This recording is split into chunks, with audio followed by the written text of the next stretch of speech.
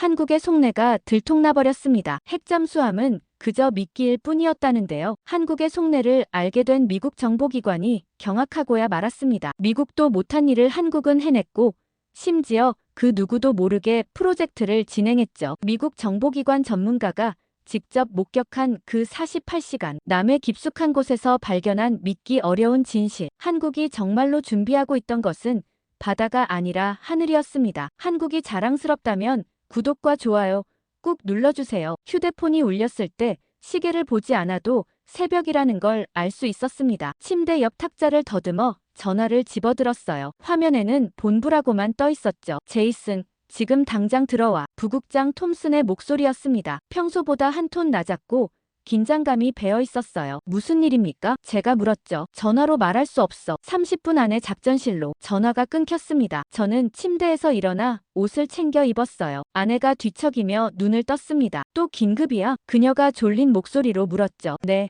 금방 올게요. 제가 대답했습니다. 아내는 더 이상 묻지 않았어요. 12년간 NSA 신호정보 분석관으로 살아오면서 이런 새벽 호출은 여러 번 있었거든요. 하지만 오늘은 뭔가 달랐습니다. 톰슨의 목소리에서 평소와 다른 무게감이 느껴졌죠. 욕실에서 찬물로 세수를 했습니다. 거울 속 제 얼굴이 낯설게 느껴졌어요. 눈가에 주름이 깊어진 것 같았죠. 12년이라는 시간이 제게 남긴 흔적이었습니다. 신호를 분석하고 패턴을 찾아내고 위협을 평가하는 일. 그게 제 삶의 전부였어요. 차를 몰고 포트미드 본부로 향했습니다. 메릴랜드 고속도로는 텅 비어 있었고 가로등만 외롭게 켜져 있었어요. 라디오를 틀었지만 음악은 귀에 들어오지 않았습니다. 머릿속으로 가능성들을 떠올렸죠. 러시아가 뭔가 했나? 중국이 사이버 공격을 시작했나? 아니면 중동에서 또 다른 위기가 터진 건가? 하지만 어느 쪽이든 이렇게 급하게 부를 일은 아니었어요. 그런 건 이미 대응 매뉴얼이 있었거든요. 이건 뭔가 새로운 거였습니다. 예상하지 못한 무언가. 본부 정문을 통과할 때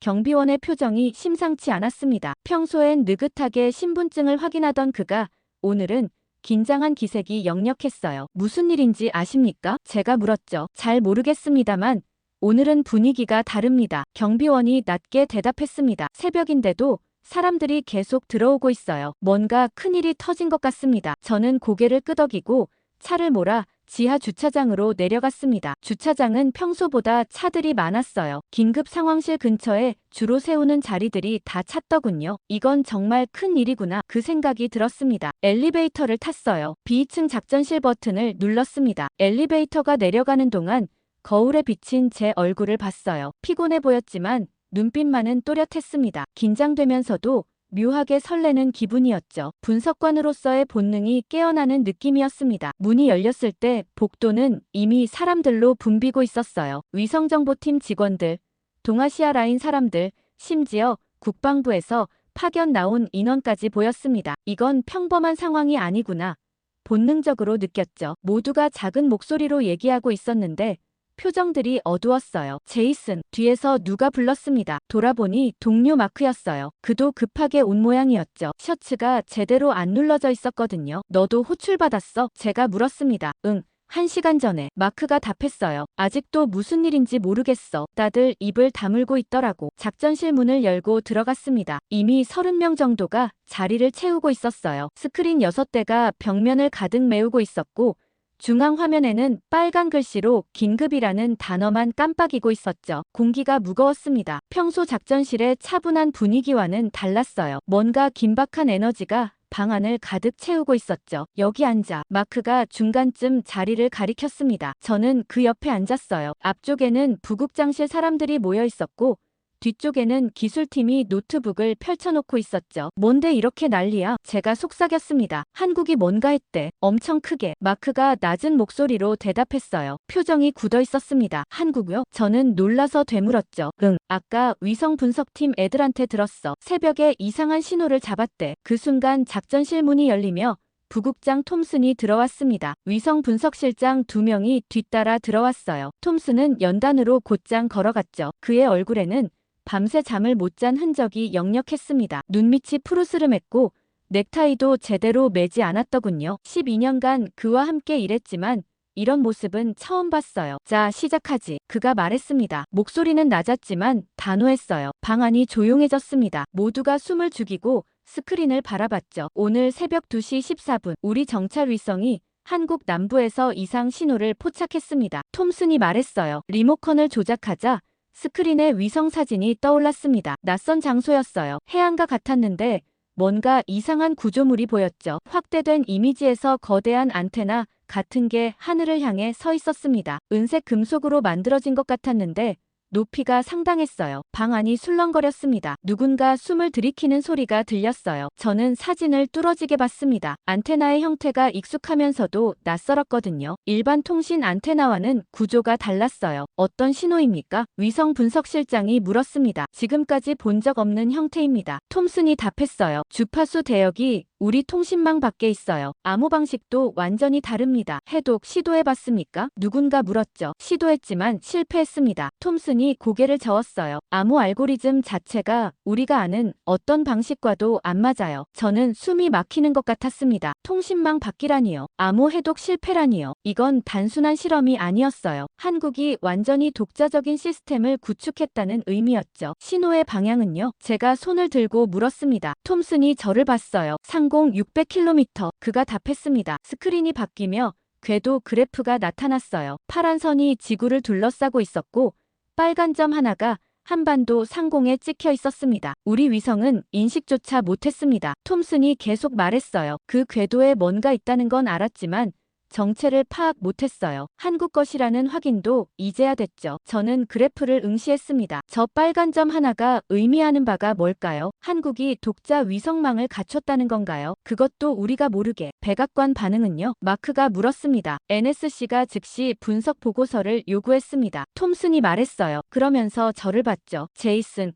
자네가 한국 통신 분야를 맡아 신호 패턴 분석하고 목적을 파악해. 저는 고개를 끄덕였습니다. 알겠습니다. 그런데 한국이 왜 이런 걸 숨겼을까요? 숨긴 게 아니라 우리가 못 본 거지. 톰슨이 쓴웃음을 지었어요. 기술이 우리보다 앞서 있었던 거야. 그 말에 방 안이 또 한 번 술렁거렸습니다. 한국 기술이 미국보다 앞서다니 믿기 어려운 얘기였거든요. 하지만 데이터는 거짓말을 하지 않았습니다. 스크린의 그래프가 그걸 증명하고 있었어요. 동맹국 통보는요? 국방부 인사가 물었습니다. 아직입니다. 톰슨이 답했죠. 일본도 모르고 나토도 몰라요. 한국만 알고 우리만 알아냈어요. 이상하지 않습니까? 마크가 제게 속삭였어요. 동맹국이 이런 걸 비밀로 하다니. 저도 그렇게 생각했습니다. 한미동맹은 70년이 넘었거든요. 정보 공유가 기본인데 이런 핵심 시스템을 숨겼다는 건 뭔가 다른 이유가 있다는 의미였죠. 브리핑이 끝나고 사람들이 하나둘 나갔습니다. 저는 자리에 남아 스크린의 위성 사진을 계속 봤어요. 해안가의 그 구조물이 눈에 박혔습니다. 마크가 제 옆에 앉았어요. 뭔가 석연치 않지? 그가 조용히 말했습니다. 한국이 이런 기술을 가졌다는 게 믿기지 않아. 기술은 둘째 문제고요. 제가 대답했어요. 왜 숨겼는지가 더 중요해요. 그들이 뭘 두려워하는 걸까? 아니면 뭘 준비하는 걸까? 마크가 말했죠. 그의 목소리에는 불안이 배어 있었습니다. 저는 다시 스크린을 봤습니다. 빨간 점 하나, 600km 상공, 그리고 우리가 모르는 통신망. 이 모든 퍼즐 조각들이 하나의 그림을 그리기 시작했어요. 작전실을 나오는데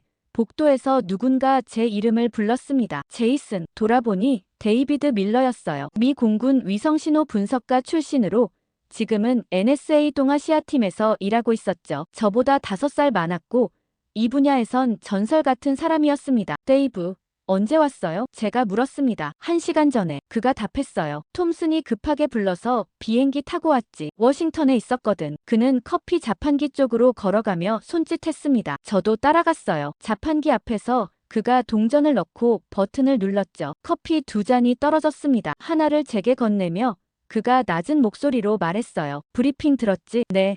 방금 나왔어요. 저는 뜨거운 커피를 한 모금 마셨습니다. 한국 신호 얘기 맞죠? 데이브가 고개를 끄덕였습니다. 그러면서 주변을 둘러봤어요. 복도에 사람이 없는 걸 확인하고는 더 가까이 다가왔죠. 제이슨.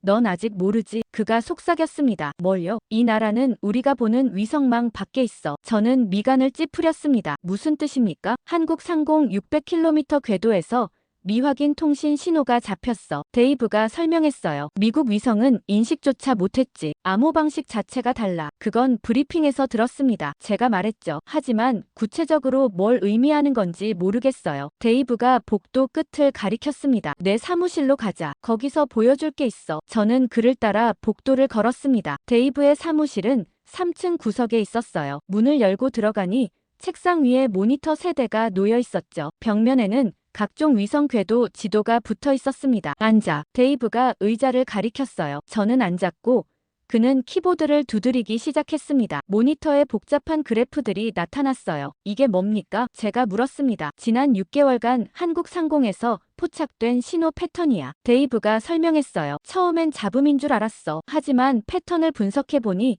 규칙성이 있더라고. 저는 화면을 자세히 봤습니다. 파형들이 일정한 간격으로 반복되고 있었어요. 확실히 무작위 잡음은 아니었죠. 주파수가 특이해. 데이브가 마우스로 특정 부분을 가리켰습니다. 우리가 쓰는 대역이 아니야. 민간용도 아니고 군용도 아니야. 완전히 새로운 영역이지. 그럼 뭡니까? 독자 개발한 통신 시스템이야. 데이브가 답했어요. 한국이 자체 위성망을 구축한 거지. 그것도 우리 눈을 피해서. 저는 입이 벌어졌습니다. 그게 가능합니까? 기술적으론 가능해. 데이브가 고개를 끄덕였어요. 문제는 왜 하필 우리가 못 보는 방식으로 만들었느냐는 거지. 혹시 군용 위성인가요? 제가 물었습니다. 확신은 없어. 데이브가 다른 파일을 열었어요. 하지만 만약 사실이라면 지금 하늘의 주인은 우리가 아니야. 그 말이 가슴에 와닿았습니다. 하늘의 주인이라니. 지금까지 미국이 그 자리를 차지하고 있었거든요. GPS도 우리 거고 정찰 위성도 우리가 제일 많았죠. 전 세계 통신망을 우리가 감시하고 있었습니다. 하지만 이제 한국이 그 밖으로 나간 거였어요. 언제부터였을까요? 제가 물었습니다. 신호가 처음 잡힌 건 6개월 전이야. 데이브가 답했어요. 하지만 시스템 구축은 그보다 훨씬 전에 시작했을 거야. 최소 2년.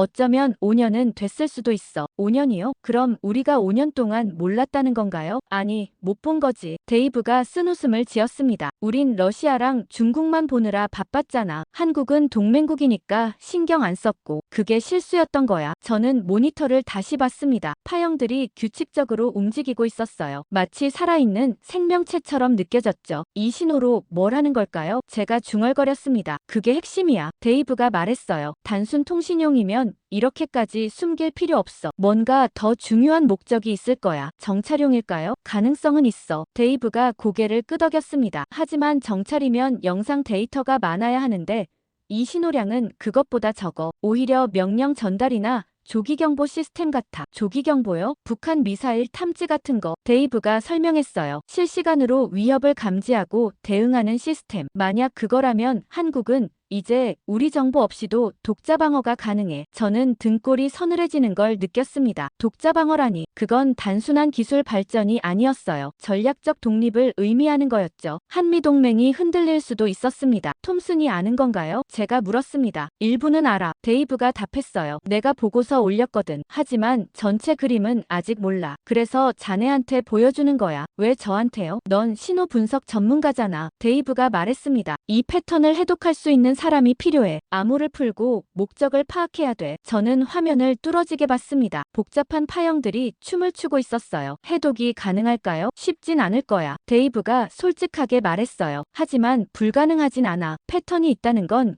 규칙이 있다는 거니까. 저는 고개를 끄덕였습니다. 해보겠습니다. 좋아. 데이브가 USB 하나를 건넸어요. 여기 데이터 다 들어있어. 조심해서 다뤄. 최고 기밀이야. 알겠습니다. 저는 USB를 바다 주머니에 넣었습니다. 그리고 다시 물었죠. 데이브, 솔직히 말해주세요. 이게 얼마나 심각한 겁니까? 데이브가 창밖을 봤습니다. 잠시 침묵이 흘렀어요. 그러더니 천천히 입을 열었습니다. 제이슨, 지금까지 우린 하늘을 지배했어. 모든 위성이 우리 통제 아래 있었지. 하지만 이제 누군가 우리 밖으로 나갔어. 그가 저를 똑바로 봤습니다. 만약 한국이 정말 독자 위성망을 완성했다면 동북아 전체 판도가 바뀔 수 있어. 일본도 따라갈 거고 대만도 원할 거야. 중국은 위협으로 느낄 거고. 그 말이 무겁게 가라앉았습니다. 저는 USB가 든 주머니를 만졌어요. 이 작은 장치 안에 엄청난 비밀이 들어있었습니다. 사무실을 나서는데 데이브가 다시 불렀습니다. 제이슨, 네, 조심해. 그가 진지하게 말했어요. 이 일은 생각보다 깊을 거야. 저는 고개를 끄덕이고 문을 닫았습니다. 복도를 걸으며 창밖을 봤어요. 하늘이 보였습니다. 맑고 평화로운 하늘이었죠. 하지만 이제 그 하늘이 낯설게 느껴졌습니다. 600km 상공 어딘가에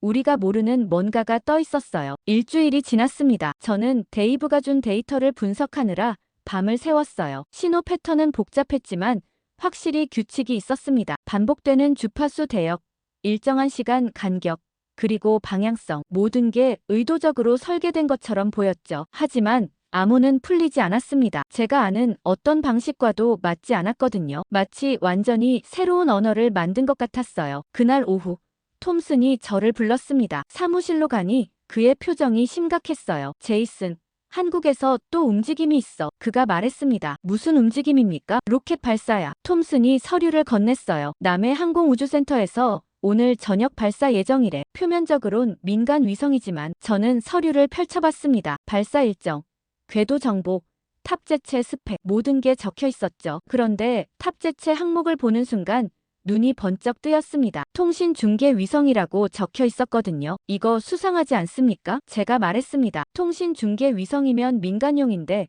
왜 군사시설에서 쏘는 거죠? 그게 바로 문제야. 톰슨이 고개를 끄덕였어요. 게다가 탑재체 무게가 이상해. 일반 통신 위성보다 훨씬 무거워. 뭔가 더 싫은 것 같아. 가능성이 높지. 톰슨이 모니터를 켰습니다. 화면에 남해 항공우주센터의 위성 사진이 나타났어요. 발사대가 보였고 그 옆에 하얀 로켓이 서 있었죠. 이 로켓은 누리호 개량형이야. 톰슨이 설명했어요. 원래 누리호는 1.5톤급 위성을 쏠 수 있는데 이건 2.5톤까지 가능해. 기술이 발전한 거지. 2.5톤이면 뭘 더 실을 수 있습니까? 제가 물었습니다. 군용 장비를 실을 수 있어. 톰슨이 답했어요. 정찰 카메라, 신호 수집 장비, 또는 우리가 모르는 뭔가. 저는 화면을 뚫어지게 봤습니다. 로켓의 모습이 평범해 보였지만 그 안에 뭐가 들었는지는 아무도 몰랐어요. 발사 시각이 언제입니까? 현지 시각으로 오후 7시. 톰슨이 시계를 봤습니다. 우리 시각으론 새벽 5시야. 실시간으로 추적할 겁니다. 저도 참관할 수 있습니까? 물론이지. 톰슨이 고개를 끄덕였어요. 작전실에서 같이 보자. 그날 밤,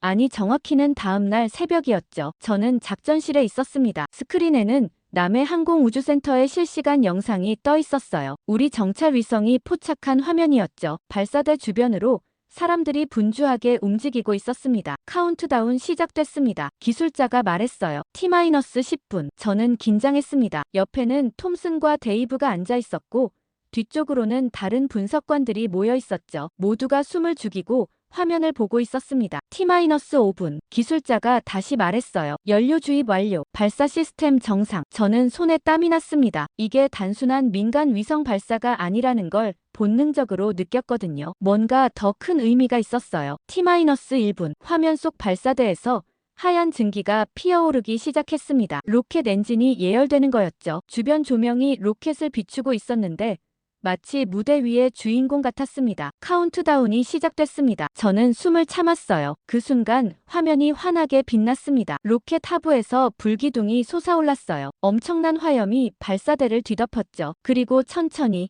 아주 천천히 로켓이 떠오르기 시작했습니다. 발사 성공. 기술자가 말했어요. 정상 궤도 진입 중. 저는 화면에서 눈을 떼지 못했습니다. 로켓은 점점 빠르게 상승하고 있었어요. 하얀 연기 기둥이 하늘로 쭉 뻗어 있었죠. 마치 땅에서 하늘로 연결되는 다리 같았습니다. 1단 분리. 기술자가 보고했습니다. 2단 점화 성공. 화면이 바뀌었어요. 이제 우리 위성이 로켓을 추적하고 있었습니다. 작은 점으로 보였지만 빠르게 움직이고 있었죠. 고도 200km 돌파, 속도 정상, 페어링 분리 확인. 저는 옆에 있는 데이브를 봤습니다. 그도 긴장한 표정이었어요. 우리 둘 다 같은 생각을 하고 있었죠. 저 위성이 정말 민간용일까? 고도 400km, 목표 궤도 진입 준비. 그런데 그때였습니다. 화면이 갑자기 번쩍였어요. 구름 사이에서 푸른 빛이 반짝인 거였죠. 뭡니까 저거? 제가 물었습니다. 잠깐만요. 기술자가 키보드를 두드렸습니다. 반사광인 것 같은데 뭔가 있어요. 확대해봐. 톰슨이 지시했어요. 화면이 확대됐습니다. 그리고 우리는 봤어요. 로켓에서 분리된 위성이 태양 전지판을 펼치고 있었습니다. 하지만 그게 전부가 아니었어요. 위성 상부에 뭔가 다른 게 달려 있었죠. 저게 뭐야? 데이브가 중얼거렸습니다. 안테나 같은데. 일반 통신 안테나가 아니야. 저는 화면을 자세히 봤습니다. 안테나의 형태가 익숙했어요. 일주일 전에 봤던 그 구조물과 똑같았죠. 남해 해안가의 그 안테나 말입니다. 똑같아요. 제가 말했습니다. 일주일 전에 포착한 그 신호 송신 장치랑 같은 구조예요. 확실해? 톰슨이 저를 봤습니다. 네. 저는 고개를 끄덕였어요. 주파수 대역도 확인해봐야 하지만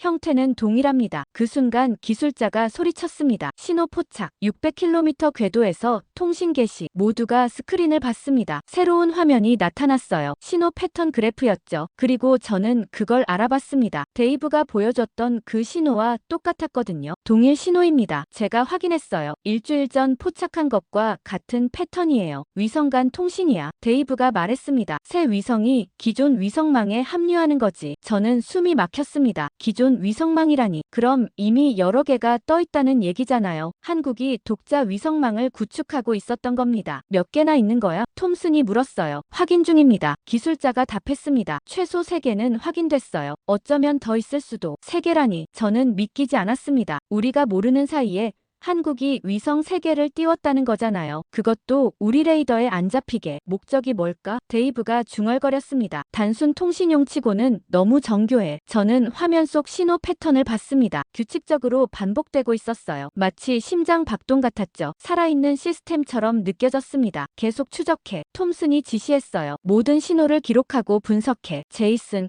자네가 맡아. 알겠습니다. 저는 대답했지만 머릿속은 복잡했습니다. 한국이 뭘 하려는 걸까요? 왜 이렇게까지 숨기는 걸까요? 작전실을 나오는데 창밖으로 동이 트고 있었습니다. 새벽 하늘이 붉게 물들고 있었어요. 아름다운 풍경이었지만 저는 불안했습니다. 그날 밤, 아니 정확히는 새벽 4시였습니다. 저는 집에서 잠들어 있었어요. 갑자기 휴대폰이 울렸죠. 화면을 보니 톰슨이었습니다. 제이슨, 지금 당장 TV 켜봐. 그가 급하게 말했어요. KBS 뉴스. 저는 거실로 나가 TV를 켰습니다. 리모컨으로 채널을 돌렸죠. KBS 뉴스가 나왔는데 긴급 속보 자막이 떠 있었습니다. 무슨 일입니까? 제가 물었어요. 그냥 봐. 톰슨이 답했습니다. 화면에는 한국 뉴스 앵커가 나와 있었어요. 표정이 긴장돼 있었죠. 속보입니다. 북한이 동해상으로 탄도미사일을 발사한 것으로 추정됩니다. 앵커가 말했습니다. 우리 군은 발사 징후를 사전에 포착했으며 현재 추적 중입니다. 저는 화면을 뚫어지게 봤습니다. 북한 미사일이라. 흔한 일이었죠. 하지만 뭔가 이상했어요. 사전에 포착했다는 말이 걸렸거든요. 톰슨,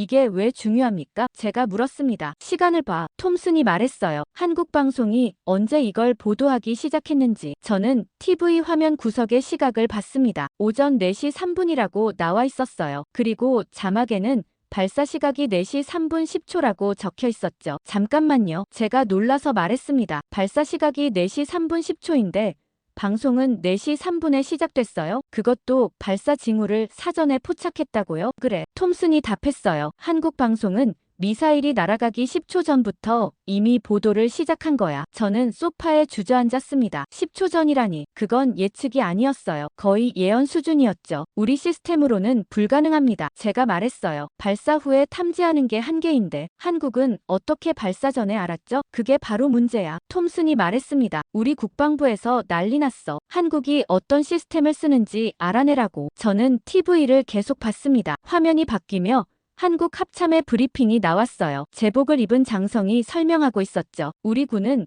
북한 미사일 기지의 열 신호와 전자기파 변화를 실시간으로 감시하고 있습니다. 장성이 말했어요. 발사 준비 단계부터 모든 과정을 추적하고 있으며 국민 여러분께서는 안심하셔도 됩니다. 열 신호와 전자기파라. 저는 그 말을 곱씹었습니다. 그건 위성으로만 가능한 일이었어요. 그것도 아주 정밀한 감시 위성이 필요했죠. 톰슨, 이거 제가 말하려는데 그가 먼저 말했습니다. 알아. 한국 위성망이야. 우리가 지난주에 본 그거. 저는 고개를 끄덕였습니다. 600km 궤도의 그 위성들 말이죠. 그래. 톰슨이 확인했어요. 지금 당장 본부로 와. 긴급 회의가 있어. 전화를 끊고 저는 서둘러 옷을 입었습니다. 아내가 일어나 물었어요. 또 나가야 돼? 네. 급한 일이에요. 제가 답했습니다. 1시간 후 저는 작전실에 있었습니다. 이미 많은 사람들이 모여 있었어요. 톰슨, 데이브, 그리고 국방부에서 온 장성들까지 보였죠. 시작하지. 톰슨이 말했습니다. 스크린에 북한 미사일 발사 영상이 나타났어요. 우리 위성이 포착한 거였죠. 발사 시각 오전 4시 3분 10초. 톰슨이 설명했어요. 우리 조기경보 시스템이 탐지한 건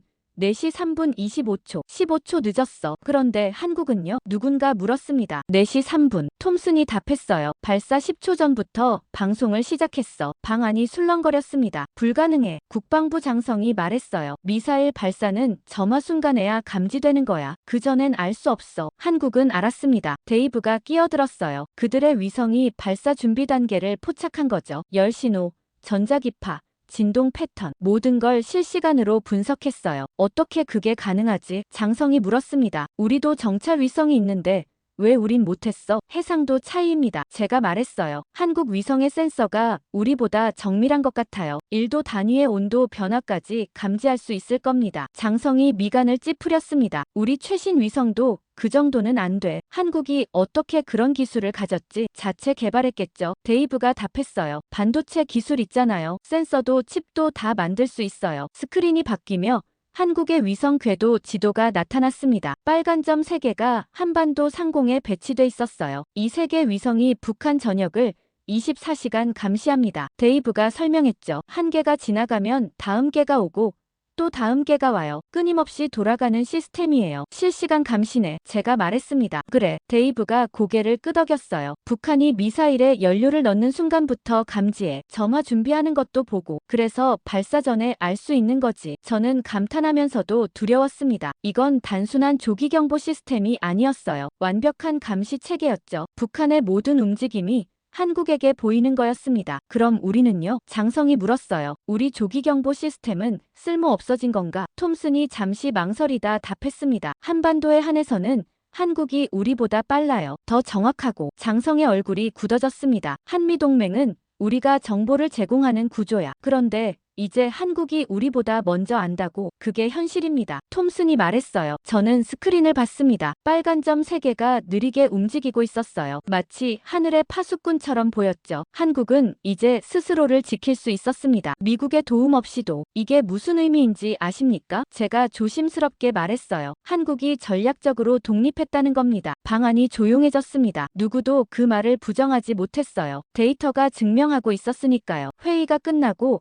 저는 복도로 나왔습니다. 데이브가 따라왔어요. 제이슨, 이거 시작에 불과해. 그가 낮은 목소리로 말했습니다. 한국이 이 정도 기술을 가졌다면 다른 것도 있을 거야. 다른 것이요? 생각해봐. 데이브가 말했어요. 조기경보만 있으면 뭐해? 요격 시스템도 있어야지. 저는 그 말에 등골이 서늘해졌습니다. 요격 시스템이라니. 그럼 한국은 미사일 방어망까지 구축한 건가요? 확인은 안 됐어. 데이브가 답했어요. 하지만 논리적으로 그래야 맞아. 예측만 하고 막지 못하면 무슨 소용이야. 저는 창밖을 봤습니다. 해가 떠오르고 있었어요. 밝은 아침이었지만 마음은 어두웠습니다. 한국이 우리보다 앞서가고 있었으니까요. 사흘 후 톰슨이 저를 사무실로 불렀습니다. 들어가니 그 혼자 있었어요. 표정이 심각했죠. 앉게. 그가 말했습니다. 저는 책상 앞 의자에 앉았어요. 톰슨은 창밖을 보고 있었습니다. 한참 침묵이 흐른 뒤 그가 입을 열었죠. 제이슨, 자네 여권 있나? 네, 있습니다. 제가 답했어요. 왜 물으십니까? 한국에 가야 해. 톰슨이 저를 봤습니다. 직접 확인해야 할 것들이 있어. 저는 놀랐습니다. 한국이요? 무슨 명목으로요? 기술 교류야. 톰슨이 설명했어요. 표면적으론 한미정보 공유 강화 회의지. 국방부에서 추진하는 거야. 하지만 진짜 목적은요? 그들이 뭘 가졌는지 확인하는 거지. 톰슨이 서류 하나를 꺼냈습니다. 위성망,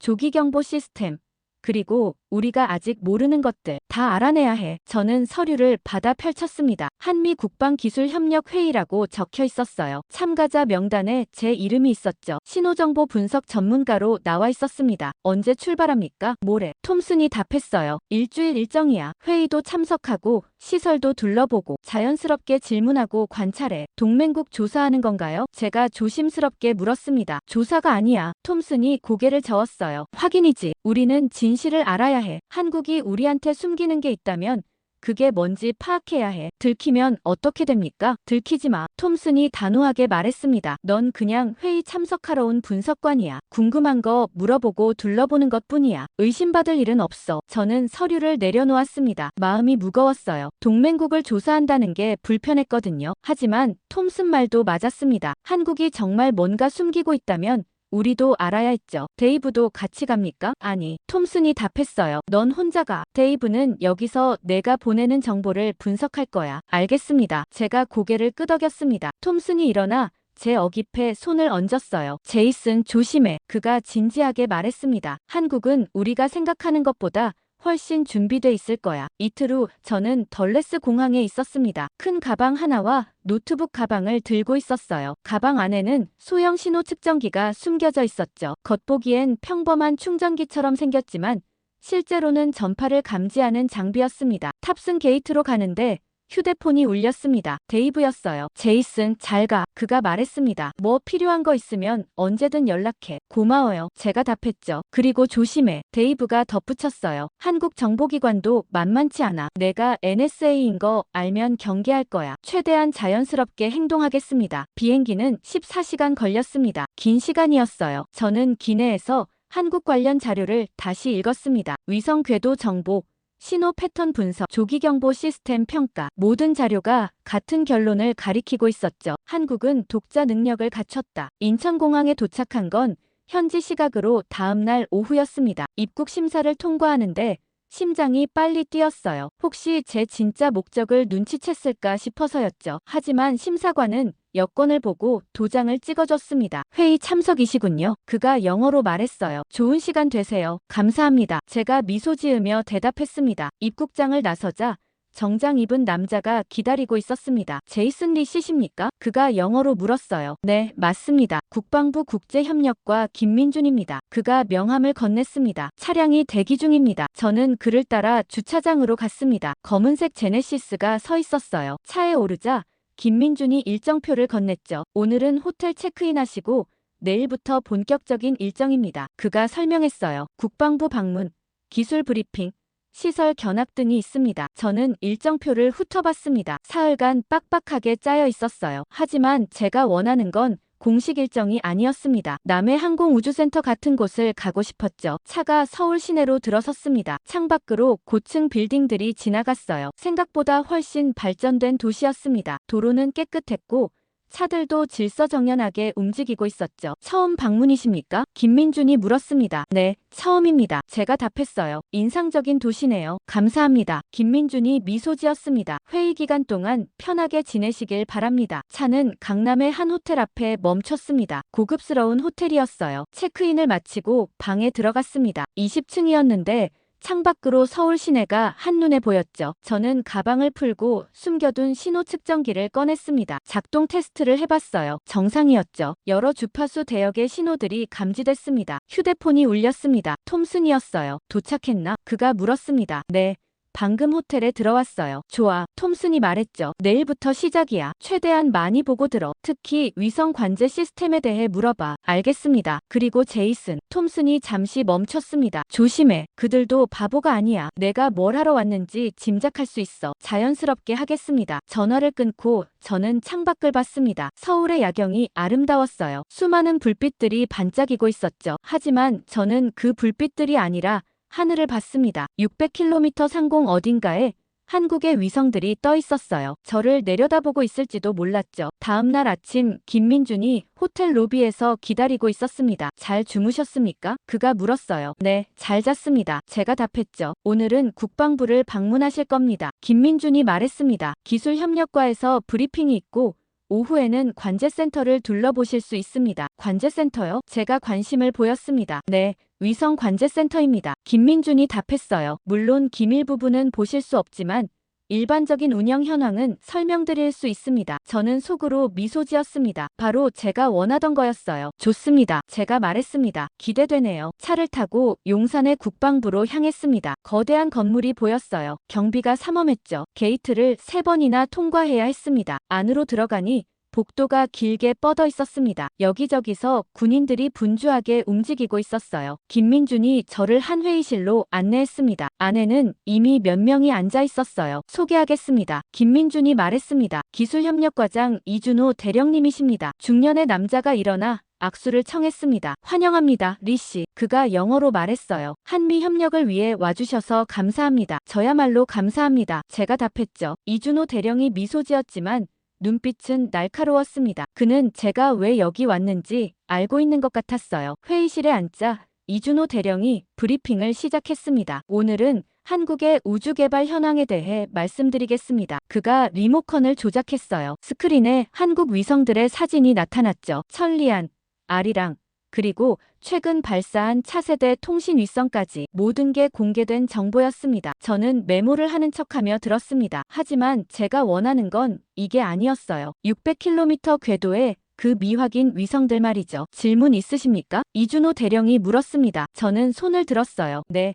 조기경보 시스템에 대해 여쭤보고 싶습니다. 그가 잠시 멈칫했습니다. 어떤 부분이 궁금하십니까? 지난주 북한 미사일 발사 때 한국이 10초 전에 예측했다고 들었습니다. 제가 말했어요. 어떻게 그게 가능한 건지 궁금합니다. 회의실이 조용해졌습니다. 다른 참석자들이 서로를 봤어요. 이준호 대령의 표정이 굳어졌죠. 그건 통합 감시 체계의 결과입니다. 그가 조심스럽게 답했어요. 레이더, 위성, 지상 센서를 종합해서 분석하죠. 위성이요? 제가 재빨리 물었습니다. 어떤 위성을 쓰시나요? 이준호 대령이 잠시 망설였습니다. 정찰 위성입니다. 그가 간단히 답했어요. 더 자세한 내용은 기밀이라 말씀드리기 어렵습니다. 저는 고개를 끄덕였습니다. 더 이상 캐묻으면 의심받을 것 같았거든요. 이해합니다. 제가 말했죠. 브리핑이 끝나고 점심 식사를 했습니다. 국방부 구내식당이었어요. 생각보다 음식이 좋았죠. 식사하는 동안 김민준이 말했습니다. 오후에 관제센터 방문하실 겁니다. 흥미로우실 거예요. 어떤 곳입니까? 제가 물었습니다. 위성 운영을 총괄하는 곳입니다. 김민준이 설명했어요. 물론 기밀구역은 못 들어가시지만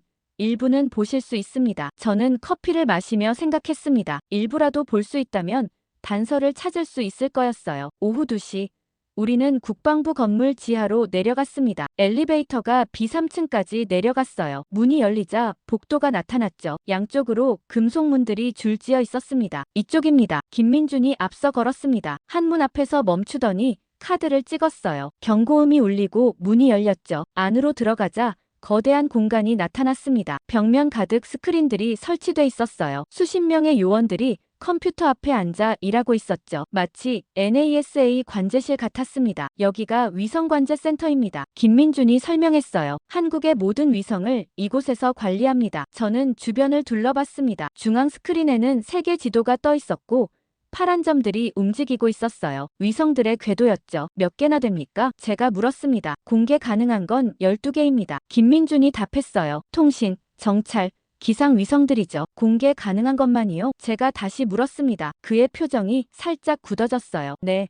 군사 목적 위성은 기밀입니다. 그가 말했죠. 그때 한 요원이 다가왔습니다. 김 과장님, 박 실장님께서 찾으십니다. 알겠습니다. 김민준이 저를 봤어요. 잠시만 기다려주시겠습니까? 그는 요원을 따라갔습니다. 저는 혼자 남았어요. 주변을 둘러보는 척하며 천천히 걸었죠. 요원들이 일하는 모습을 관찰했습니다. 한 요원의 화면에 흥미로운 게 보였어요. 궤도 데이터였는데 고도가 600km라고 적혀 있었죠. 제가 찾던 바로 그 궤도였습니다. 저는 가까이 다가갔습니다. 요원이 저를 봤어요. 도와드릴까요? 그가 물었습니다. 아, 죄송합니다. 제가 말했어요. 그냥 구경 중이었어요. 흥미로운 화면이네요. 요원이 재빨리 화면을 전환했습니다. 다른 데이터가 나타났죠. 기밀 정보라서요. 그가 미안하다는 듯 말했습니다. 저는 고개를 끄덕이고 물러났습니다. 하지만 이미 봤어요. 600km 궤도에 뭔가 있었습니다. 김민준이 돌아왔습니다. 죄송합니다. 기다리셨죠? 그가 말했어요. 이쪽으로 오시죠. 더 보여드릴 게 있습니다. 그를 따라 다른 구역으로 갔습니다. 작은 회의실이었어요. 벽면에 한국 위성들의 사진이 걸려 있었죠. 여기는 브리핑룸입니다. 김민준이 설명했어요. 위성 운영 현황을 보고하는 곳이죠. 저는 사진들을 봤습니다. 대부분 공개된 위성들이었어요. 하지만 한쪽 구석에 흐릿한 사진 하나가 있었죠. 가까이 가서 봤습니다. 형태가 독특했어요. 일반 위성과 달랐죠. 저건 뭡니까? 제가 물었습니다. 김민준이 재빨리 다가왔어요. 아,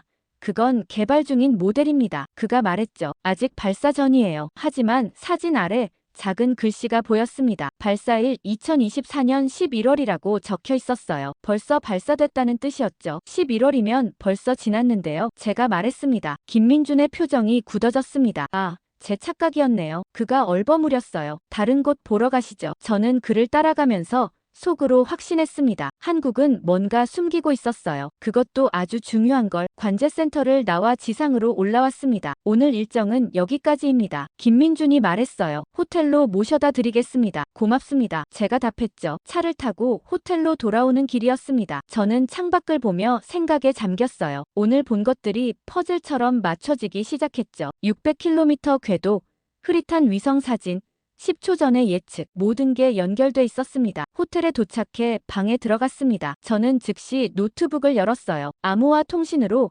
데이브에게 메시지를 보냈죠. 관제센터 방문 완료. 600km 궤도 확인. 최소 1기 이상 존재. 발사일 2024년 11월 추정. 답장이 곧 왔습니다. 좋아. 더 알아낼 수 있어. 내일 시도해보겠습니다. 제가 답했어요. 조심해. 데이브가 보냈습니다. 그들이 눈치챘을 수도 있어. 저는 노트북을 닫고 창밖을 봤습니다. 서울의 밤이 깊어가고 있었어요. 불빛들이 반짝이고 있었죠. 하지만 제 눈은 하늘을 향했습니다. 저 위 어딘가에 답이 있었어요. 다음 날 아침 김민준에게서 전화가 왔습니다. 리씨, 오늘은 다른 일정이 추가됐습니다. 그가 말했어요. 무슨 일정입니까? 국정원에서 면담 요청이 왔습니다. 김민준이 조심스럽게 말했죠. 형식적인 거니 걱정 마세요. 저는 심장이 빨리 뛰는 걸 느꼈습니다. 국정원이라니 제 정체를 눈치챈 걸까요? 알겠습니다. 제가 최대한 침착하게 답했습니다. 언제입니까? 1시간 후입니다. 김민준이 답했어요. 로비에서 뵙겠습니다. 전화를 끊고 저는 서둘러 준비했습니다. 신호 측정기는 가방 깊숙이 숨겼어요. 들키면 안 됐거든요. 거울을 보며 넥타이를 매면서 생각했습니다. 이제부터가 진짜 시작이구나. 다음 날 아침 로비에서 김민준을 만났습니다. 국정원 면담을 위해 내려갔는데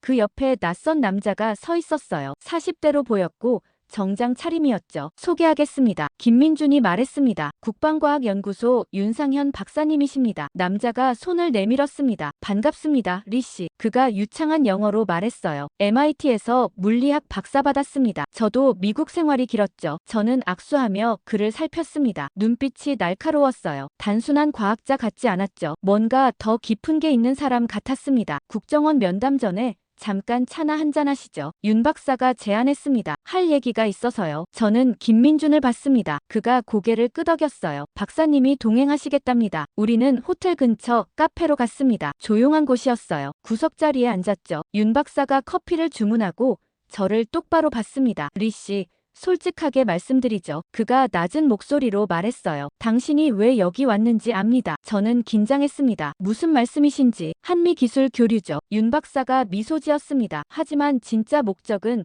우리 위성망 조사 아닙니까? 저는 말문이 막혔습니다. 어떻게 대답해야 할지 몰랐어요. 부인하자니 너무 뻔했고 인정하자니 위험했죠. 걱정 마세요. 윤 박사가 말했습니다. 화내러 온 게 아니에요. 오히려 당신한테 보여주고 싶은 게 있어서 왔죠. 보여주고 싶은 게요? 네. 그가 고개를 끄덕였어요. 한국이 뭘 하는지 알고 싶다면 바다를 보세요. 바다요? 저는 미간을 찌푸렸습니다. 위성이 하늘에 있는데 왜 바다를 보라는 건지 이해가 안 갔어요. 하늘로 쏘는 빛은 바다 밑에서 시작됩니다. 윤 박사가 설명했어요. 우린 바다의 에너지로 하늘을 통제하죠. 저는 더 혼란스러워졌습니다. 바다의 에너지라니 무슨 뜻일까요? 해저 케이블 말씀이신가요? 아닙니다. 윤 박사가 고개를 저었어요. 조류 발전이에요. 우린 바다의 흐름으로 전기를 만들고 그 전기로 위성과 통신하죠. 청정 에너지입니다. 조류 발전이요? 제가 놀라서 되물었습니다. 그게 위성 운영과 무슨 상관이 있습니까? 모든 상관이 있죠. 윤 박사가 말했습니다. 위성은 에너지가 필요해요. 태양전지판만으론 부족하죠. 특히 고출력 통신 시스템은요. 그래서 우린 지상에서 무선으로 에너지를 보냅니다. 무선 송전이요? 저는 믿기지 않았습니다. 그건 아직 실험 단계 기술이었거든요. 우리도 성공 못했어요. 그래서 미국이 중심이라고 믿는 거죠. 윤 박사가 미소 지었습니다. 당신들은 항상 자신이 앞서 있다고 생각해요. 하지만 세상은 변했습니다. 저는 커피잔을 내려놓았습니다. 손이 떨리고 있었어요. 만약 그가 진실을 말하는 거라면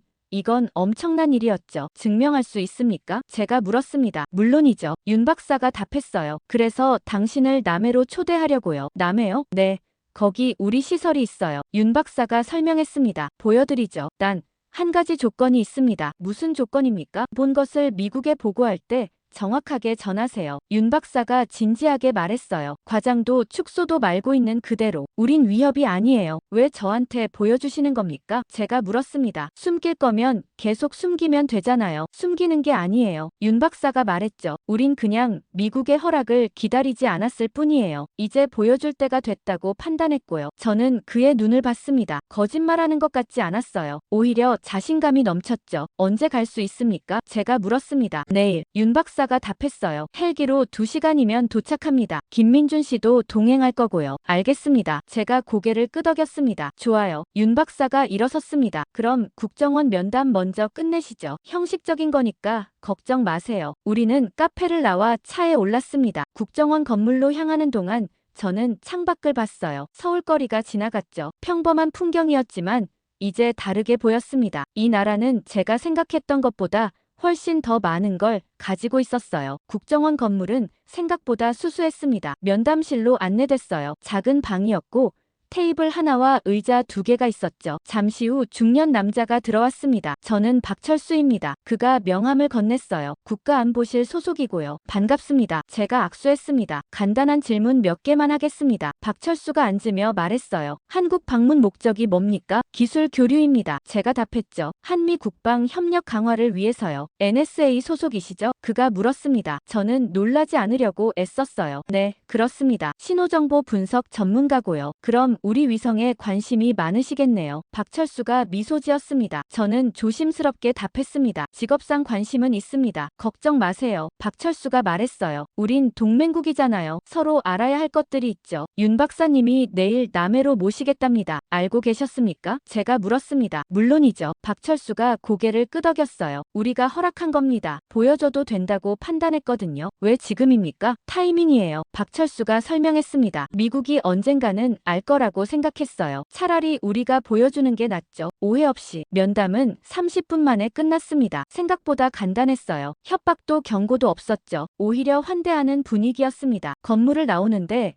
윤 박사가 기다리고 있었습니다. 어떠셨어요? 그가 물었어요. 예상 밖이었습니다. 제가 솔직하게 답했죠. 한국이 저를 조사 대상이 아니라 손님으로 대하는 것 같았어요. 그게 맞아요. 윤 박사가 말했습니다. 우린 적이 아니에요, 리 씨. 파트너죠. 차에 타고 호텔로 돌아왔습니다. 방에 들어가자마자 노트북을 열었어요. 데이브에게 긴급 메시지를 보냈죠. 상황 변화. 한국 측이 시설 공개 제한. 내일 남해 방문 예정. 답장이 즉시 왔습니다. 조심해. 함정일 수도 있어. 아니면 정말 보여주고 싶은 거거나. 제가 답했습니다. 톰슨한테 보고했어? 데이브가 물었습니다. 지금 할게요. 저는 암호화 채널로 톰슨에게 연락했습니다. 상황을 설명하자 그가 말했어요. 까봐. 하지만 모든 걸 기록해. 사진은 찍지 말고 눈으로 봐. 알겠습니다. 통신을 끊고 저는 창밖을 봤습니다. 해가 지고 있었어요. 내일이면 모든 게 밝혀질 것 같았습니다. 한국이 정말 뭘 가지고 있는지, 그리고 왜 미국에게 보여주려는지. 다음 날 아침 일찍 윤 박사가 호텔로 왔습니다. 준비되셨습니까? 그가 물었어요. 네, 준비됐습니다. 제가 답했죠. 가방에는 노트와 펜만 넣었습니다. 카메라나 측정기는 두고 왔어요. 눈으로 보고 기억하기로 했죠. 김민준도 함께였습니다. 우리는 차를 타고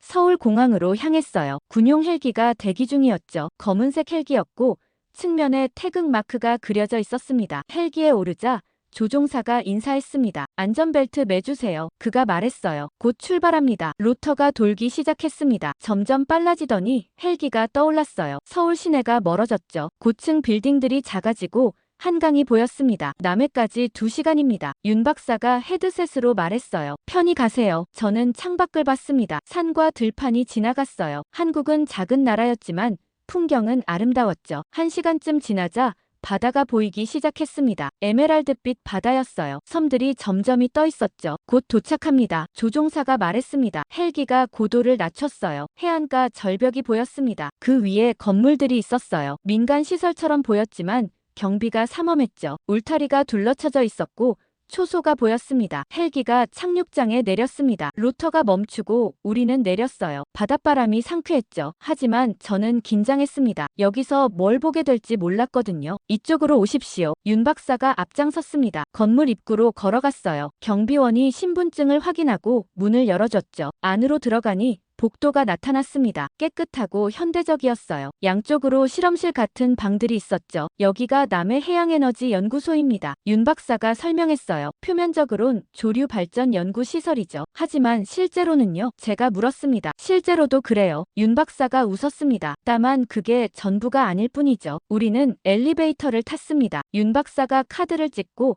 지하 3층 버튼을 눌렀어요. 엘리베이터가 내려갔죠. 문이 열렸을 때 거대한 공간이 나타났습니다. 천장이 높았고 중앙에 큰 수조가 있었어요. 물이 소용돌이 치고 있었죠. 조류 발전 시뮬레이터입니다. 윤 박사가 설명했어요. 바닷물의 흐름을 재현하는 거죠. 터빈이 돌면서 전기를 만듭니다. 저는 수조를 봤습니다. 물속에 터빈들이 보였어요. 빠르게 돌고 있었죠. 전력은 얼마나 생산됩니까? 제가 물었습니다. 현재 50메가와트입니다. 윤 박사가 답했어요. 작은 도시 하나를 돌릴 수 있는 양이죠. 하지만 우린 이걸 다른 데 씁니다. 위성에요? 정확합니다. 윤 박사가 고개를 끄덕였어요. 이쪽으로 오세요. 더 보여드릴 게 있습니다. 우리는 수조를 지나 다른 문으로 갔습니다. 카드를 찍고 들어가니 또 다른 공간이 나타났어요. 이번엔 거대한 안테나가 있었죠. 천장을 뚫고 위로 뻗어 있었습니다. 이게 뭡니까? 제가 물었습니다. 무선 송전 안테나입니다. 윤 박사가 설명했어요. 여기서 만든 전기를 마이크로파로 변환해서 위성으로 보내죠. 저는 놀라서 안테나를 올려다봤습니다. 정말 가능한 겁니까? 가능하죠. 윤 박사가 자신있게 말했습니다. 이미 3년째 운영 중이에요. 위성에 태양 전지판도 있지만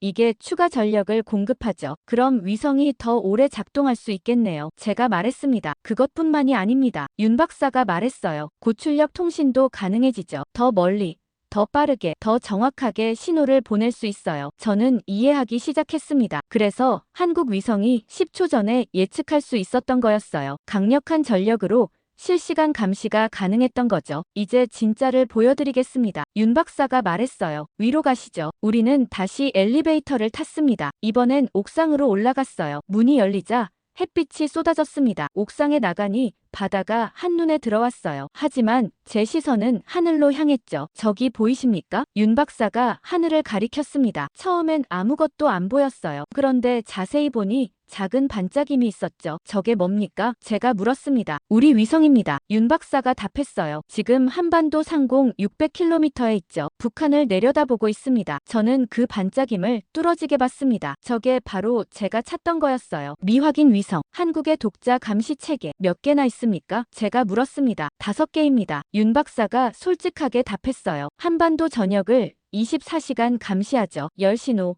전자기파, 심지어 지진파까지 감지합니다. 그래서 미사일 발사 전에 알 수 있는 겁니까? 네. 윤 박사가 고개를 끄덕였어요. 연료 주입하는 순간부터 봅니다. 점화 준비도 보고요. 그래서 10초 전에 국민들에게 알릴 수 있었죠. 저는 감탄하면서도 두려웠습니다. 이건 단순한 기술이 아니었어요. 완벽한 시스템이었죠. 한국은 이제 스스로를 지킬 수 있었습니다. 왜 저한테 보여주시는 겁니까? 제가 다시 물었습니다. 미국이 알아야 하니까요. 윤 박사가 말했어요. 우린 숨기려던 게 아니에요. 그냥 준비가 완료될 때까지 기다렸을 뿐이죠. 이제 완료됐고요. 미국이 어떻게 반응할지 아십니까? 알아요. 윤 박사가 바다를 바라봤습니다. 불편해할 거예요. 동맹국이 독자 능력을 가졌다는 게 달갑지 않겠죠. 하지만 이해해야 합니다. 우린 생존하려는 거예요. 북한 위협이요? 네. 윤 박사가 고개를 끄덕였어요. 우린 더 이상 누군가의 보호만 기다릴 수 없어요. 스스로 지켜야 하죠. 그게 주권국가의 권리입니다. 저는 그의 말이 이해됐습니다. 한국 입장에서는 당연한 선택이었어요. 하지만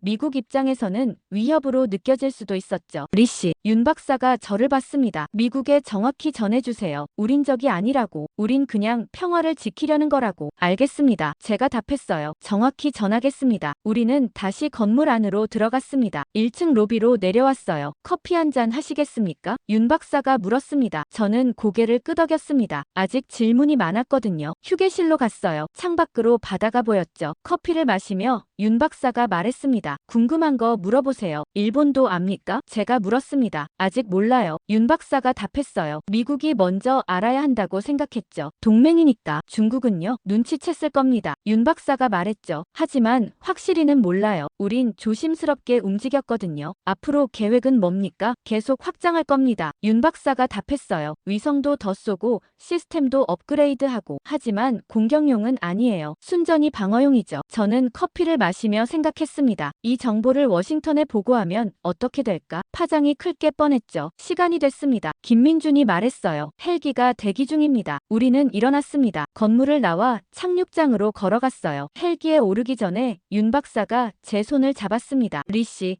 한 가지만 기억하세요. 그가 진지하게 말했어요. 세상은 변하고 있어요. 미국이 중심이던 시대는 끝나가고 있죠. 이제 여러 중심이 생기는 겁니다. 한국도 그중 하나고요. 저는 고개를 끄덕였습니다. 헬기에 올랐어요. 로터가 돌기 시작했고 우리는 떠올랐죠. 창밖으로 연구소가 멀어졌습니다. 작아지는 건물을 보며 저는 생각했어요. 오늘 본 것이 모든 걸 바꿀 거라고. 서울로 돌아온 저는 즉시 호텔방으로 향했습니다. 문을 잠그고 노트북을 켰어요. 손이 떨렸죠. 오늘 본 것을 보고해야 했지만 어떻게 시작해야 할지 막막했습니다. 암호화 채널로 톰슨에게 연결했어요. 화상통화 요청을 보냈죠. 잠시 후 화면에 톰슨의 얼굴이 나타났습니다. 제이슨, 어땠나? 그가 급하게 물었어요. 저는 심호흡을 했습니다. 확인했습니다. 제가 말했어요. 한국은 독자 위성망을 완성했습니다. 5기가 작동 중이고 무선 송전 시스템까지 갖췄습니다. 톰슨의 표정이 굳어졌습니다. 확실한가? 직접 봤습니다. 제가 답했죠. 남의 연구소에서 전부 보여줬어요. 조류 발전으로 전력 만들고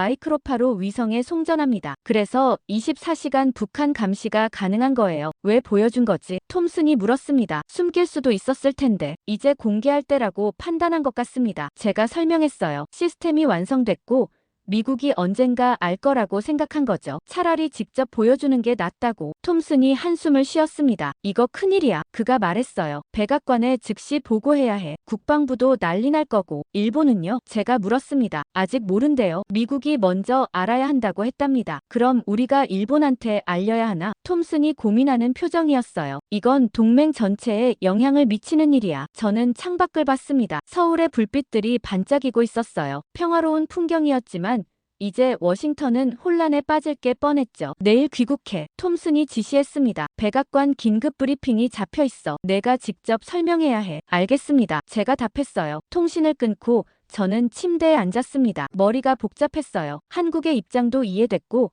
미국의 우려도 이해됐죠. 하지만 이 둘을 어떻게 조율할지는 막막했습니다. 다음 날 오전 김민준이 공항까지 배웅을 나왔습니다. 좋은 방문이었기를 바랍니다. 그가 말했어요. 매우 인상적이었습니다. 제가 답했죠. 한국에서 많은 걸 배웠어요. 미국에 잘 전해주세요. 김민준이 진지하게 말했습니다. 우린 적이 아니라 파트너라고. 최선을 다하겠습니다. 저는 악수하며 대답했어요. 비행기에 올랐습니다. 14시간 동안 저는 브리핑 내용을 정리했어요. 어떻게 설명하면 오해 없이 전달될까? 한국을 위협으로 보지 않게 하려면 어떤 단어를 써야 할까? 워싱턴에 도착했을 때 마크가 공항에 나와 있었습니다. 제이슨, 그가 달려왔어요. 톰슨이 날 보냈어. 지금 난리 났어. 무슨 일입니까? 제가 물었습니다. 일본이 항의했어. 마크가 설명했어요. 한국 위성망 소문이 샜나봐. 일본 총리가 직접 대통령한테 전화했대. 왜 우리만 몰랐냐고. 저는 한숨을 쉬었습니다. 벌써 새 나갔구나. 중국도 반응했어. 마크가 계속 말했어요. 외교부 대변인이 우려를 표명했대. 지역 안보 불안정 초래한다고. 차를 타고 포트미드 본부로 향했습니다. NSC 긴급회의가 1시간 후였죠. 서둘러야 했어요. 본부에 도착하자마자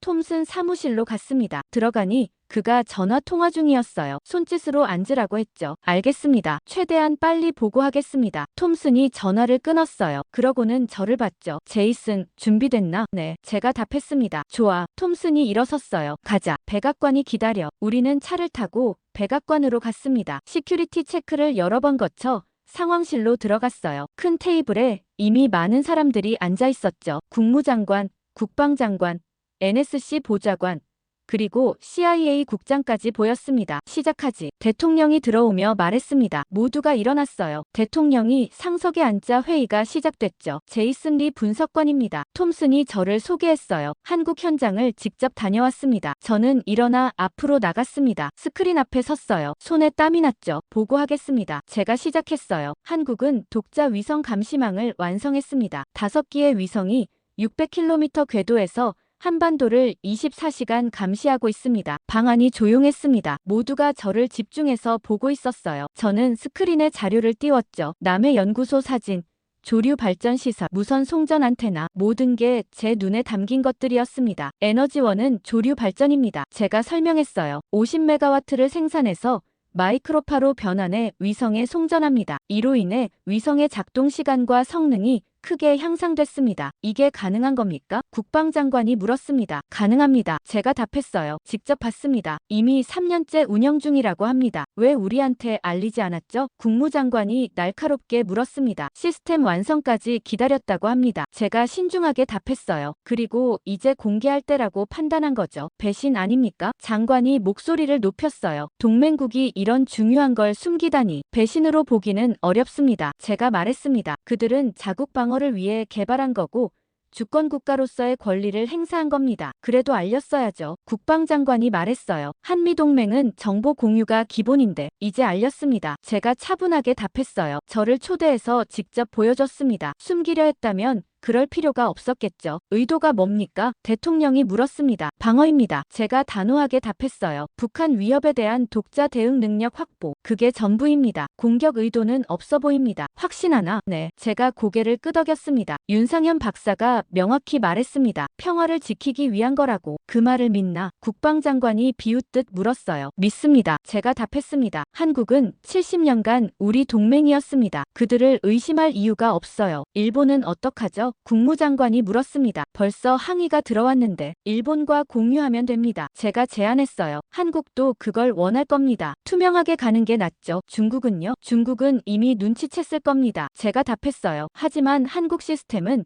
순전히 북한 감시용입니다. 중국을 겨냥한 게 아니에요. 대통령이 잠시 생각하더니 입을 열었습니다. 제이슨, 자네 추천은 뭔가? 저는 심호흡을 했습니다. 협력입니다. 제가 말했어요. 한국을 압박하면 관계만 나빠집니다. 차라리 그들의 능력을 인정하고 함께 가는 게 낫습니다. 정보 공유 체계를 만들고 공동방어 협력을 강화하는 거죠. 방안이 조용해졌습니다. 국무장관, 협상 시작하게. 대통령이 지시했어요. 한국과 3자 대화 테이블 만들어. 미국, 한국, 일본. 투명성 확보하고 협력 체계 구축해. 알겠습니다. 국무장관이 고개를 끄덕였습니다. 회의가 끝나고 나왔습니다. 톰슨이 제 어깨를 두드렸어요. 잘했네. 그가 말했죠. 자네가 전쟁을 막았어. 전쟁이요? 비유지. 톰슨이 웃었습니다. 외교 전쟁 말이야. 한국과 삐걱거릴 뻔했는데 자네가 잘 설명해줬어. 저는 안도의 숨을 쉬었습니다. 하지만 아직 끝난 게 아니었어요. 이제 시작일 뿐이었죠. 일주일이 지났습니다. 워싱턴은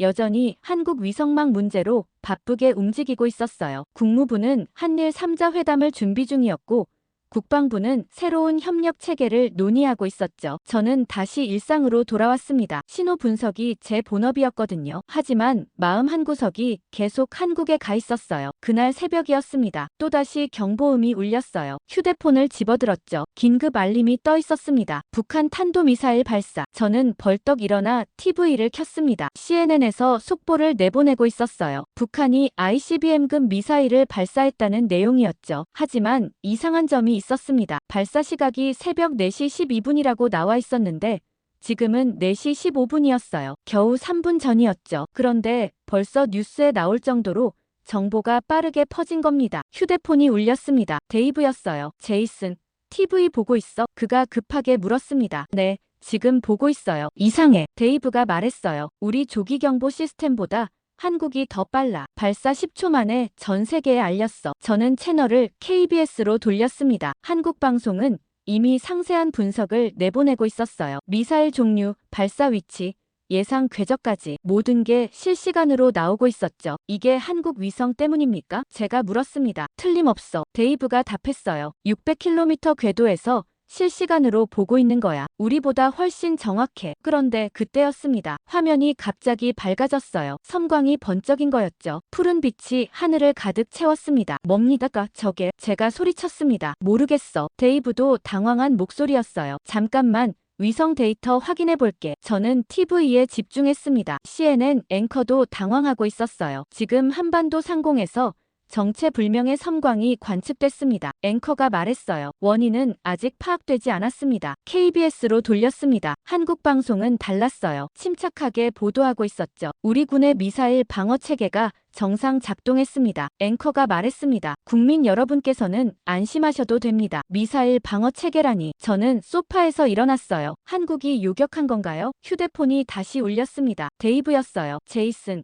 이거 미사일 요격이 아니야. 그가 흥분한 목소리로 말했습니다. 뭡니까 그럼? 신호 교란이야. 데이브가 설명했어요. 미사일의 유도 시스템을 무력화시킨 거야. 전자기파를 쏴서 말이야. 저는 숨이 막혔습니다. 전자기파 무기라니. 그게 가능합니까? 이론적으론 가능해. 데이브가 답했어요. 하지만 실전 배치된 건 처음 봐. 한국이 정말 해낸 거야. 그럼 미사일은 어떻게 됐습니까? 궤도 이탈했어. 데이브가 말했죠. 유도 시스템이 먹통되니까 통제 불능 상태로 떨어졌어. 동해에 추락했대. 저는 TV를 뚫어지게 봤습니다. 화면에는 한국 합참의 브리핑이 나오고 있었어요. 우리 군은 북한 미사일의 위협을 성공적으로 제거했습니다. 장성이 말했습니다. 새로운 방어 체계가 정상 작동했으며 국민의 안전이 확보됐습니다. 새로운 방어 체계라. 저는 그 말을 곱씹었어요. 윤 박사가 보여주지 않은 게 있었던 겁니다. 위성 감시만이 아니라 요격 시스템까지. 휴대폰이 또 울렸습니다. 이번엔 톰슨이었어요. 제이슨, 지금 당장 들어와. 그가 명령했습니다. 긴급 상황이야. 30분 후 저는 작전실에 있었습니다. 이미 수십 명이 모여 있었어요. 모니터에는 북한 미사일 궤적이 나타나 있었죠. 상황 보고 톰슨이 말했습니다. 위성 분석실장이 일어났어요. 발사 후 정상 궤도를 유지하다가 15초 시점에 갑자기 이탈했습니다. 왜 이탈했습니까? 누군가 물었습니다. 전자기파 교란입니다. 실장이 답했어요. 강력한 EMP가 미사일을 타격했습니다. 어디서 나온 겁니까? 한국입니다. 실장이 화면을 바꿨어요. 한반도 상공에 위성 궤도가 나타났죠. 600km 궤도에서 고출력 전자기파가 방출됐습니다. 한국 위성에서요? 네. 저는 입이 벌어졌습니다. 위성이 무기였던 거였어요. 단순한 감시 장비가 아니라 요격 무기. 이게 가능한 겁니까? 국방부 인사가 물었습니다. 이론적으론 가능합니다. 실장이 답했어요. 하지만 실전 배치는 우리도 못했습니다. 전력 소모가 너무 크거든요. 한국은 어떻게 한 겁니까? 무선 송전입니다. 제가 입을 열었어요. 남해에서 전력을 계속 공급받으니까 가능한 겁니다. 방안이 조용해졌습니다. 모두가 저를 봤어요. 제이슨 말이 맞아. 톰슨이 말했습니다. 한국은 에너지 문제를 해결했어. 그래서 위성 무기를 실전 배치할 수 있었던 거지. 이건 게임 체인저야. 누군가 중얼거렸습니다. 맞아요. 제가 말했습니다. 한국은 이제 독자 방어가 완전히 가능합니다. 미사일 발사 전에 탐지하고 발사 후엔 무력화시킬 수 있어요. 백악관은 뭐래? 톰슨이 물었습니다. 긴급 NSC 소집됐습니다. 참모가 답했어요. 1시간 후에요. 우리는 다시 백악관으로 향했습니다. 이번엔 더 많은 사람들이 회의실에 모였어요. 긴장감이 팽팽했죠. 상황을 설명하게 대통령이 말했습니다. 톰슨이 일어나 브리핑을 시작했어요. 한국의 위성은 단순 감시 장비가 아니었습니다. 그가 말했죠. 고출력 EMP 무기를 탑재하고 있었습니다. 오늘 그걸 실전에서 사용했고요. 왜 우리한테 말 안 했죠? 국무장관이 물었습니다. 아마 시험하고 싶었던 것 같습니다. 톰슨이 답했어요. 실전 데이터가 필요했겠죠. 이건 동맹 위반 아닙니까? 장관이 목소리를 높였어요. 그렇게 보기는 어렵습니다. 제가 끼어들었습니다. 한국 영공에서 한국을 향해 날아오는 미사일을 요격한 거예요. 자위권 행사죠. 하지만 우리와 협의 없이 그래도 결과는 좋았습니다. 제가 말했어요. 미사일이 무력화됐고 피해가 없었어요. 한국의 능력이 입증된 거죠. 너무 옹호하는 거 아닌가? 장관이 날카롭게 말했습니다. 제이슨, 자네 누구 편이야? 진실의 편입니다. 제가 단호하게 답했어요. 한국은 동맹국이고 그들이 강해지는 게 우리한테도 이익입니다. 대통령이 손을 들어 정리했습니다. 제이슨 말이 맞아. 그가 말했죠. 한국을 적대시하면 안 돼. 오히려 그들의 기술을 배워야 해. 국방장관, 기술 협력 추진하게. 알겠습니다. 장관이 마지못해 답했습니다. 회의가 끝나고 복도로 나왔습니다. 데이브가 기다리고 있었어요. 제이슨, 한국에서 연락 왔어. 그가 말했습니다. 누구한테서요? 윤 박사. 데이브가 답했어요. 자네한테 메시지 전하래. 무슨 메시지요? 미안하다고. 데이브가 말했죠. 전부 보여주지 못해서. 하지만 이해해달래. 이건 생존의 문제라고. 저는 고개를 끄덕였습니다. 이해한다고 전해주세요. 제가 말했어요. 그리고 축하한다고도요. 성공했다고. 건물을 나서며 저는 하늘을 올려다봤습니다. 맑은 하늘이었어요. 하지만 이제 그 하늘은 예전과 달랐습니다. 600km 상공에 새로운 질서가 자리 잡았으니까요. 한국의 미사일 요격 성공 이후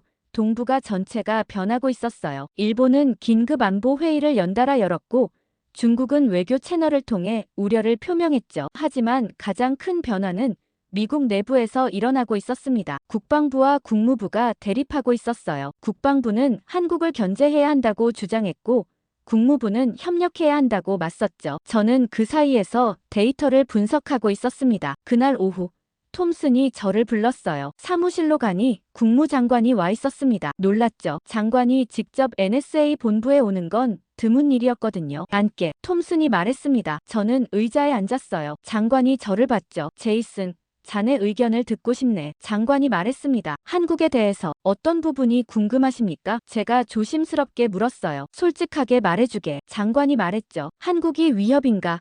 아니면 기회인가? 저는 잠시 생각했습니다. 이건 단순한 질문이 아니었어요. 제 대답이 정책 방향을 좌우할 수도 있었죠. 기회입니다. 제가 단호하게 답했어요. 한국의 기술은 위협이 아니라 자산이에요. 우리가 배울 게 많습니다. 구체적으로 장관이 물었습니다. 무선 송전 기술, EMP 무기, 실시간 감시 체계. 제가 설명했어요. 이 모든 게 우리 국방력을 한 단계 올릴 수 있습니다. 한국과 협력하면 말이죠. 하지만 그들이 독자 행동을 한다면? 장관이 날카롭게 물었어요. 동맹 없이 움직이면? 그럴 이유가 없습니다. 제가 답했죠. 한국은 여전히 우리가 필요해요. 경제적으로도 군사적으로도. 다만 이제 일방적 관계가 아니라 상호 의존 관계가 된 거예요. 장관이 고개를 끄덕였습니다. 좋아, 그가 말했어요. 그럼 협력안을 만들어보게. 국방부를 설득할 수 있는 구체적인 플랜이 필요해. 알겠습니다. 제가 답했습니다. 장관이 나가고 톰슨이 저를 봤어요. 제이슨, 이제 자네가 핵심이 됐어. 그가 말했죠. 자네 분석이 정책을 만드는 거야. 부담스럽습니다. 제가 솔직하게 말했어요. 하지만 해야 할 일이지. 톰슨이 어깨를 두드렸습니다. 믿어. 일주일 후 한미일 3자 회담이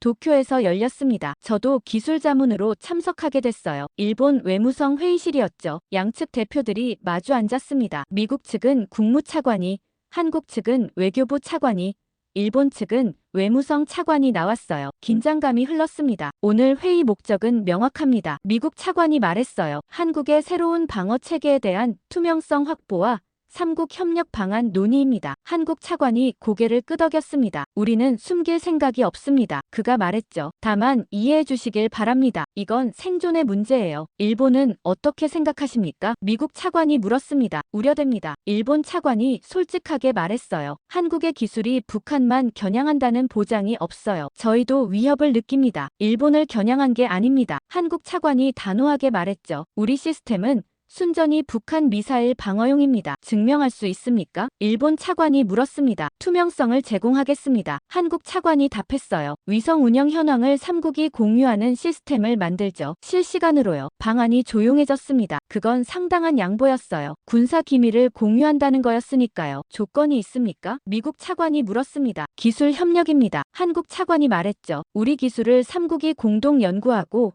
발전시키는 겁니다. 특히 무선 송전 분야에서요. 일본 차관이 미국 차관을 봤습니다. 미국 차관이 저를 봤어요. 기술적으로 가능한가? 그가 물었습니다. 가능합니다. 제가 답했어요. 오히려 3국이 함께하면 더 빠르게 발전할 수 있습니다. 한국의 에너지 기술, 일본의 센서 기술, 미국의 시스템 통합 능력 모두 합치면 최강이 됩니다. 미국 차관이 고개를 끄덕였습니다. 좋습니다. 그가 말했어요. 협력안을 구체화하죠. 회의는 3시간 동안 이어졌습니다. 세부 사항들이 논의됐어요. 정보 공유 체계, 공동 연구센터 설립, 기술 이전 조건, 모든 게 테이블 위에 올랐죠. 회의가 끝나고 쉬는 시간에 한국 차관이 저에게 다가왔습니다. 제이슨 씨, 고맙습니다. 그가 말했어요. 당신이 없었다면 이 자리도 없었을 겁니다. 저는 할 일을 했을 뿐입니다. 제가 답했죠. 윤 박사님께 안부 전해주세요. 전하겠습니다. 차관이 미소 지었어요. 그분도 당신을 높이 평가하시더군요. 저녁에 미국 대표단끼리 모였습니다. 호텔 회의실이었어요. 국무차관이 앞에 섰죠. 오늘 성과가 있었습니다. 그가 말했어요. 한국이 투명성 제공에 동의했고 일본도 협력 의사를 밝혔습니다. 이제 백악관 승인만 받으면 됩니다. 국방부 반응은요? 누군가 물었습니다. 여전히 미온적입니다. 차관이 답했어요. 하지만 대통령께서 협력 쪽으로 기울고 계십니다. 제이슨 덕분이죠. 모두가 저를 봤습니다. 저는 어색하게 미소 지었어요. 워싱턴으로 돌아온 건 일주일 후였습니다. 본부에 복귀하자마자 톰슨이 저를 불렀어요. 백악관에서 최종 브리핑이 있어. 그가 말했습니다. 대통령께서 직접 결정을 내리실 거야. 언제입니까? 내일 오전. 톰슨이 답했어요. 준비해. 다음 날 저는 다시 백악관 상황실에 있었습니다. 대통령이 들어오며 회의가 시작됐어요. 한국 문제, 결론을 내야겠습니다. 대통령이 말했습니다. 국방장관, 먼저 의견 말해보시오. 장관이 일어섰습니다. 여전히 우려스럽습니다. 그가 말했어요. 한국의 독자 행동이 동맹 체계를 약화시킬 수 있습니다. 국무장관, 대통령이 물었습니다. 협력이 답입니다. 국무장관이 말했죠. 한국을 밀어내면 우리가 손해입니다. 끌어안아야 해요. 제이슨, 자네 최종 의견은? 대통령이 저를 봤습니다. 저는 일어났습니다. 심호흡을 하고 입을 열었어요. 각하. 세상이 변했습니다. 제가 말했습니다. 미국 혼자 모든 걸 감당하던 시대는 끝났어요. 이제 동맹들도 강해져야 합니다. 한국이 강해진 건 위협이 아니라 축복입니다. 그들과 함께 가면 우리도 더 강해집니다. 구체적으로 대통령이 물었습니다. 삼국 공동방어 체계를 만들자는 겁니다. 제가 설명했어요. 한국의 감시 능력, 일본의 기술력, 미국의 통합 능력 모두 합치면 북한뿐 아니라 중국, 러시아까지 견제할 수 있습니다. 대통령이 잠시 생각했습니다. 좋아. 그가 결정을 내렸어요. 협력으로 간다. 국무장관, 협정 체결 추진하시오. 국방장관, 공동훈련 계획 세우시오. 알겠습니다. 두 장관이 동시에 답했습니다. 회의가 끝나고 복도로 나왔을 때 데이브가 기다리고 있었습니다. 해냈어, 제이슨. 그가 말했어요. 자네가 역사를 바꿨어. 저는 고개를 저었습니다. 제가 아니에요. 한국이 바꾼 거죠. 저는 그냥 통역했을 뿐입니다. 건물을 나서며 하늘을 올려다봤어요. 구름 사이로 햇살이 비치고 있었습니다. 600km 상공 어딘가에 한국의 위성들이 돌고 있겠죠. 이제 그건 우리만의 하늘이 아니었습니다. 함께 지키는 하늘이었어요. 며칠이 지났습니다. 백악관의 결정 이후 모든 게 빠르게 움직이고 있었어요. 국무부는 한미일 3국 협력 협정 초안을 작성했고 국방부는 공동훈련 계획을 세우고 있었죠. 저는 여전히 포트미드 본부에서 데이터 분석을 계속하고 있었습니다. 그날 오후 톰슨이 저를 불렀습니다. 사무실로 가니 그가 창밖을 바라보고 있었어요. 제이슨, 앉게. 그가 말했습니다. 저는 의자에 앉았어요. 톰슨이 돌아서며 미소를 지었죠. 자네 덕분에 큰일을 해냈네. 그가 말했습니다. 대통령께서 자네를 높이 평가하시더군. 저는 할 일을 했을 뿐입니다. 제가 답했어요. 겸손하긴. 톰슨이 웃었습니다. 자네가 없었으면 우린 한국과 충돌했을 거야. 동맹이 깨질 뻔했어. 그런데 자네가 다리를 놓아줬지. 저는 고개를 저었습니다. 한국이 먼저 손을 내밀었어요. 저는 그냥 전달했을 뿐이고요. 어쨌든 결과가 좋아. 톰슨이 말했죠. 이제 새로운 시대가 시작됐어. 미국 혼자가 아니라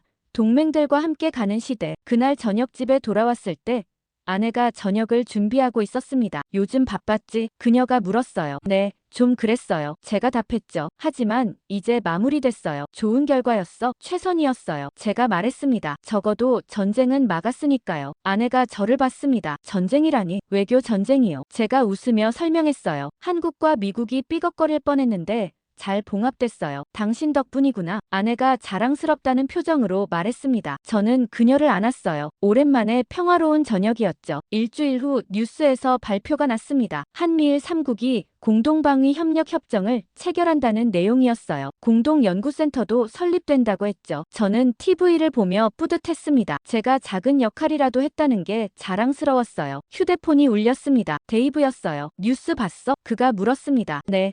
지금 보고 있어요. 대단하지? 이제 진짜 동맹이 됐어. 데이브가 말했습니다. 서로 숨기지 않는 관계. 그게 진짜 파트너십이지. 저는 하늘을 올려다봤습니다. 석양빛에 물든 하늘이었어요. 600km 상공 어딘가에 위성들이 돌고 있겠죠. 이제 모두가 함께 평화를 지키고 있었습니다. 세상은 변했습니다. 한 나라가 모든 걸 지배하던 시대는 끝났어요. 이제 여러 나라가 함께 책임을 나누는 시대였죠. 그게 더 나은 미래였습니다. 저는 조용히 중얼거렸습니다. 한국은 핵잠수함을 원한 게 아니었어요. 그들은 평화를 지킬 힘을 원했을 뿐이에요. 그리고 이제 우리 모두가 그 힘을 함께 가지